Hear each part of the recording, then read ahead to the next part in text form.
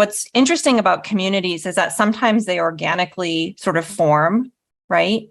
It might be just, like I said, people in your community or people you went to high school with. And then other times there's sort of communities that are sponsored by an organization, like organization kind of supports this community.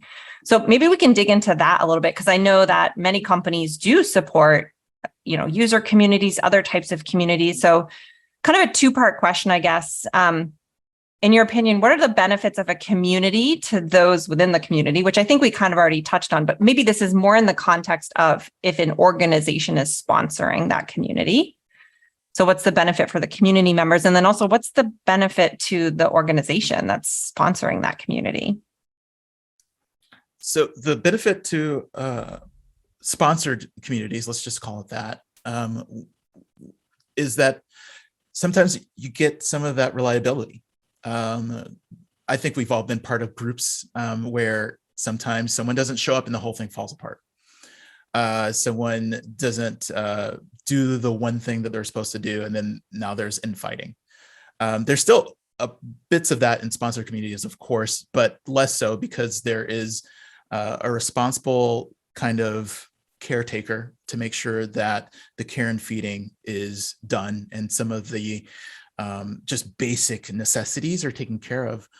It allows the group to kind of only focus on the core part of the content that they are circling around. Why do they come together? It's almost like that chef that loves cooking, and so that they open a restaurant and they realize, oh my gosh, I gotta run a restaurant now and not just make food. There's so much work to running a group and to making sure that it's successful, that if you're able to outsource some of that, the tasks that aren't core to the center of the group, then it makes it so much easier for the people who are joining and coming together to focus on that content, to focus on each other and the learnings, and leveraging each other's time effectively. But it's good for the organizer or the sponsor company sponsoring this organization is that they get some of the goodwill of being able to really do that. They make sure that if this group that's together, that they are successful, because sometimes there's intertwined successes. So if the group is successful, it'll help us be successful. And then there are knock-on effects, such as you're just really demonstrating not just what your company does, but just what your company stands for.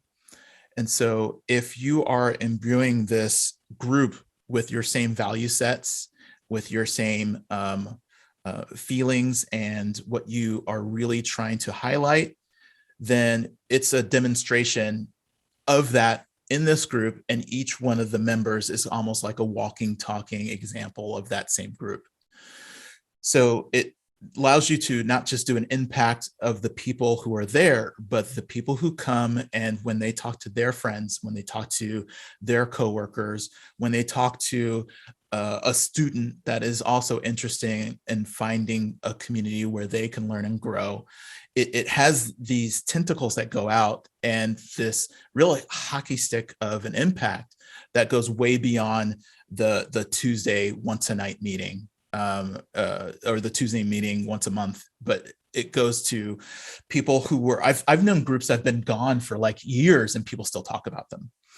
And in order to have that kind of lasting effect, when you intertwine them with experiences that just really resonates and stays with people, you could read something and forget it. You can watch something and forget it. But if you are joining together and having a shared experience, that is something that people mark in their lives. When you think about friends, usually they're tied to places, a work friend, a high school buddy, or a parent at my kid's school. There's a reason why we tie people to places, is because those experiences really stick with us.